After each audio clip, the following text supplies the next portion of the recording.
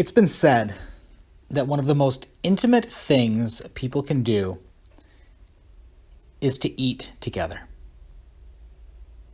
At the table, we become interconnected, consuming the same food, sharing in the same conversation. At the dinner table, a camaraderie is formed, bringing others together as one. It's no wonder that going out for dinner is often a first date. Eating together like Jesus and the disciples did at the Last Supper is a form of intimacy. But washing each other's feet? Now, I'm convinced that there isn't much more of an intimate situation between friends and colleagues than washing feet. Just think of the things that could be hiding down there. Things that in many cultures may bring shame. Just think about how you checked your feet before coming here tonight to make sure that others don't see the bad things that could be there.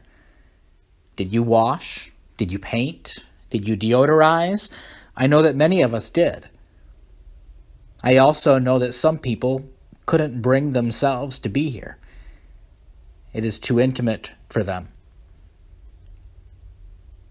Intimacy. I've said it enough times by now to get a gut reaction from you. What does the word intimacy mean for you? Does it evoke thoughts of security? Or more like thoughts of shame? Is intimacy something that the church should be talking about? Isn't intimacy what happens behind closed doors?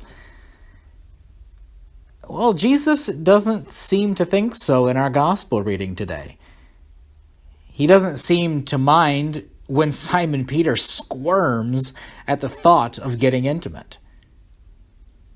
He challenges Simon Peter to be vulnerable, offering them all a community strengthened by the intimacy that he offers.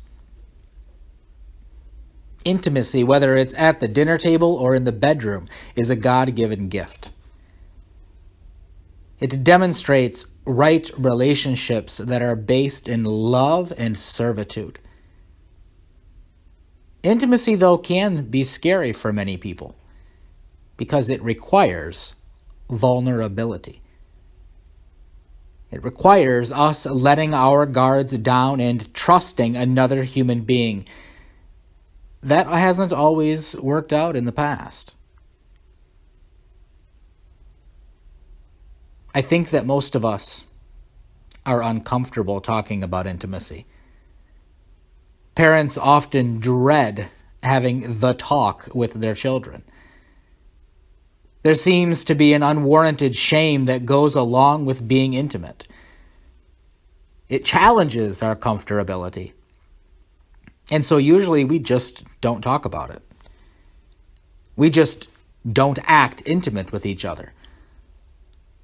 Although Jesus points out to us today the importance of intimacy in lovingly washing the feet of those he loves, in motheringly hosting a Last Supper with those he has become so attached to, Jesus is intimate with those he loves. Simon Peter isn't comfortable, so Jesus explains. Intimacy is important. And though it can be scary because of the vulnerability that is needed, that does not mean that we don't desperately want it. It doesn't mean that Simon Peter doesn't see what Jesus is doing as an act of love. It just means that he's uncomfortable with it. Intimacy is a basic human need. As a matter of fact, I think that our society's need for intimacy is more evident than ever. Coupled with our need to remain invulnerable, this need has manifested itself in unhealthy ways with one-night stands and a hookup culture that would scare any parent. Intimacy has become something dirty. But all this really shows is how much we need each other. how much we desire deep down to be intimate, how much we want to be held in a loving embrace, even if it's only for one day, or 1 hour, or 1 minute. We are a society that needs intimacy. We always have. We have also always been uncomfortable with it.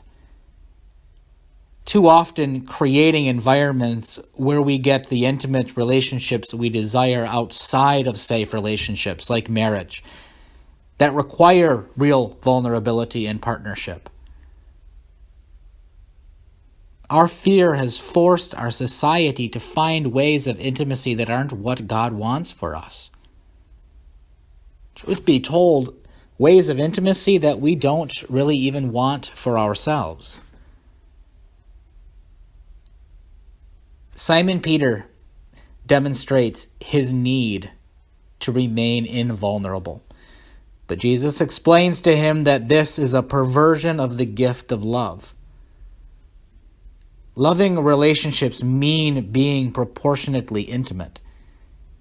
They mean being vulnerable. They mean learning the dirty stuff about each other, like the things that you can only learn by washing another's feet. Jesus, the most powerful person who ever lived, showed us the strength it takes to be vulnerable. He offers us the beginning of a world in which our relationships are restored to the health that they were intended to have, where we are able to be both vulnerable and intimate. Jesus restores our relationships with friends and lovers alike that God created us to have. In Jesus' last night before he was crucified, he offers us an example of right relationships. He offers us an answer to a hookup culture in which we reject long-lasting relationships because they mean being vulnerable. Jesus offers us renewed relationships where intimacy is a requirement, where being vulnerable is a requirement. He shows us the way to experience the love that we all want so bad. Jesus has set the example for his people now. Be vulnerable. Be intimate. Love one another and serve each other in the same ways that Jesus has done for you. Live in the love for each other that we were created to have. As Jesus says, if you know these things, you are blessed if you do them. Amen.